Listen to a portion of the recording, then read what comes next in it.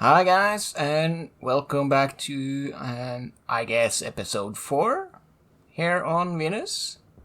Kind of lost count because I haven't really loaded up these worlds in 5 months now. We're currently on day 236, I believe. So a few days passed since the last episode. If I remember correctly, we left that off on day 200. But I did a few more days back then, and then I got busy in real life and didn't really play much since then. So there hasn't been happening too much here. There's been happening quite a lot to the game though, because right now I'm still playing on the old game version, but the phase change update came a month or so ago, maybe 2 months, I think something like that. But I haven't updated yet because my base would just explode if I did. So I have already updated a few IC scripts down in the atmospheric basement, so that hopefully we adjust for it. So there's a few things I have to keep in mind. First and foremost, all the pipe volumes are going to decrease by, from 100 liter per pipe to 10 liter, I think. So everywhere we have like a pipe like this, 7 megapascals. Well, if I just updated that, it would be 70 megapascal and just explode. So, and that's a product of me not really building tanks on anything. So, like I said, I already updated a bunch of the scripts. But other than that, there's also the actual phase changing. So, like water turning to steam, or CO2 turning into liquid CO2 and stuff like that. And I've been looking through like the charts and stuff I can find, and I think the only real problem we're gonna have is the nitrous oxide, which can't really be at this high pressure, and especially not just after the update, because it will tenfold. So I think I should just empty this pipe out completely.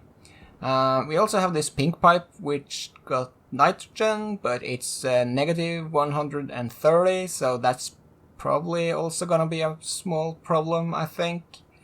I think it's just above the boil, or just below, I guess, the boiling temperature for nitrogen, especially at this pressure. So, but heating stuff up is easy. So.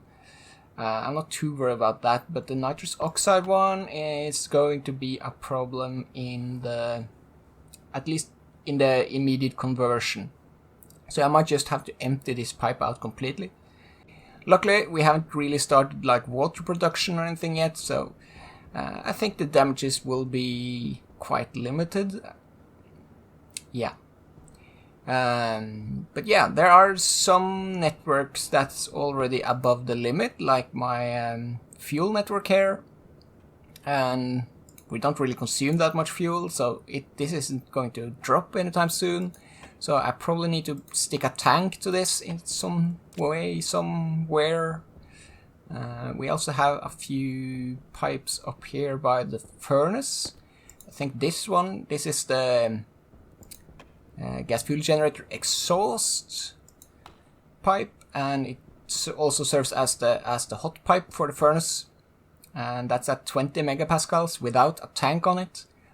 And back when I built it, this was totally fine. Now it's not gonna be, so we should probably add a tank to it somewhere. And we're back on day 275 here on Venus, and I have obviously upgraded to the phase change update now, so that's all well and good. We have the base is now cooled down sufficiently, and it's not only cold enough, it's actually breathable, so I can walk around most of the base without my helmet closed now.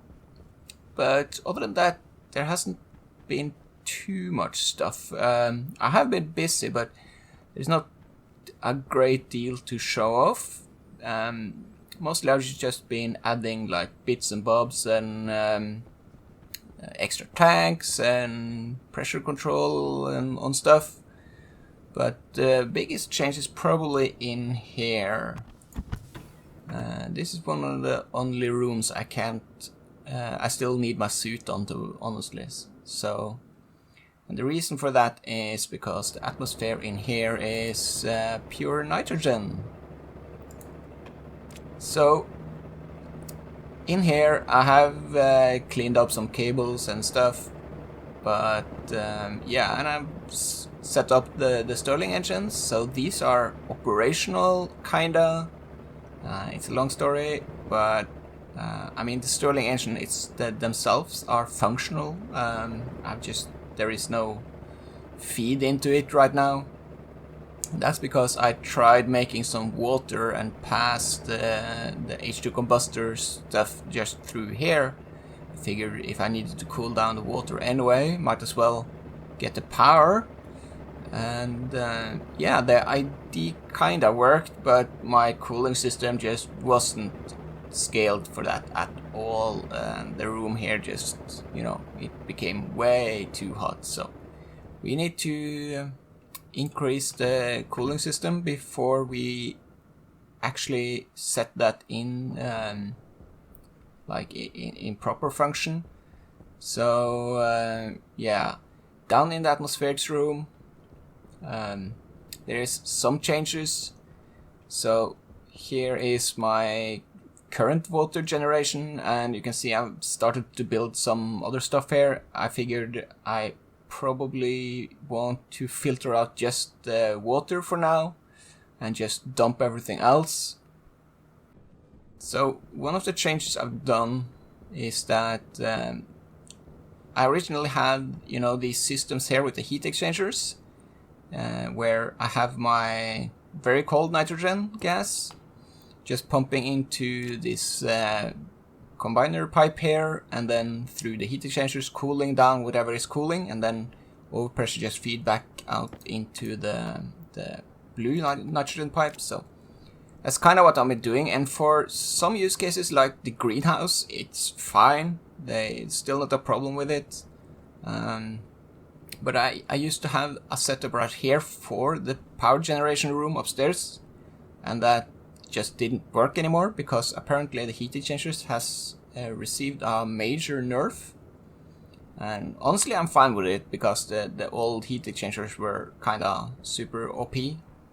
So I'm fine with that, but it meant that I needed a different solution for cooling down my generator room because it was heating up quite a bit. So I have reverted back to what I always keep telling people to do instead of trying heat exchangers, and that's just pumping the cold gas straight into the room and then taking the overpressure right back out. And that's the reason why the generator room now is pure nitrogen. It would probably be better to use some other gas, oxygen or pollutant or something, but I don't really have that accessible, and so I just use nitrogen, and that's good enough. And skipping ahead to day 314, I can finally relax a little bit. I have been really busy over the last few hours playing this game since the last recording, and I'll go through some of the changes I've done, but yeah, I have been running from one thing to the other, trying to save the base from dying a few times. But yeah, right now it's seems to be stable enough that I can sit back and actually do a recording. So we are currently in the new winter spawn room. The old one is still down there. I'm regrowing some winter spawns there, but this is now fully operational and really needed this cooling. So if we go out and take a look at what's been happening in the base here.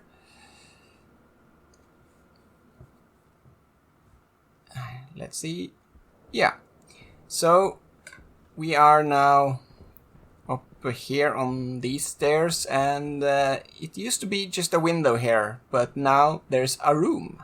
There's quite a big room, and it doesn't have much yet, and you can see some of the windmills on the roof are still standing, while I've taken down, I think, maybe 10 or 11 of them, but I've left some of them for now. They seem to be working despite sticking through the roof, but yeah. I think I could have taken them down by now, but yeah, they help out, so I left them. So what we have up here is probably going to be the new atmospherics room. So we have an atmospherics room down in the basement, down there underneath the generator room. But I figured it's too small, especially now with all the phase change stuff and whatever. So yeah, I've started placing stuff here, and all this is temporary. I've been in a rush. I just placed it wherever it fits in. So these ACs here, they are connected with my blue. Still the same blue nitrogen pipe on the input, and they have the yellow, that's the winter spawn room. So this goes to the winter spawn. It has that on the waste pipes, and the output is my pink cold nitrogen pipe. So what these are doing is essentially harvesting the what should I say, the coldness of the winter spawn room. It really just heats the winter spawn room, but while doing it, it gives me cold nitrogen gas, which I then use to cool my generator room with. And right now, it's at a comfortable 6 megapascal, which is a good thing. And moving on. It hasn't been a lot done right here, but in the generator room we have some changes. So let's just cycle in here as well. We now have 2 gas fuel generators, and that's really because I'm using too much power for one. I figured that out when I started to take out the wind turbines, some of them, and then yeah, I just didn't generate enough power, so I made another one. So we now have 2. I have also had to turn on the second nitrolyzer.